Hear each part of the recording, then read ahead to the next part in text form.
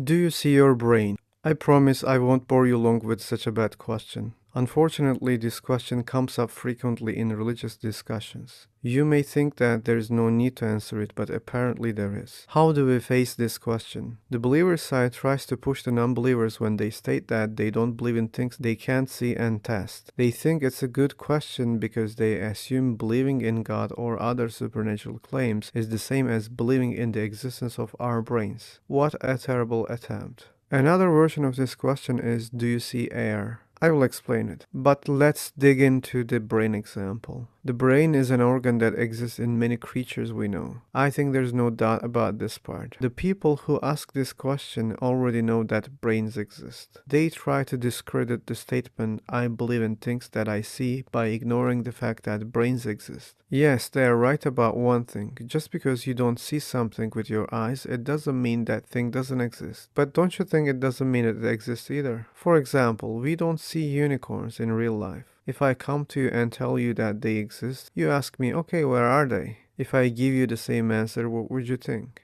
We can bring a lot of claims and say, hey, you don't see them, but they exist. If you don't believe, then you shouldn't believe you have a brain because you didn't see it. It doesn't sound convincing, right? You can hear this rejection immediately.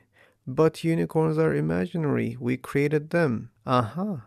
Maybe your God is not different also. As I explained, there's a huge difference between a brain and a God. We see a lot of brains, we can test them, we can touch them, but we have never seen any God before, or we have never touched any God. And yet, you believe there is one. The air example is the same. Yes, air is not visible to our eyes, but we can detect, measure, and see its direct effects.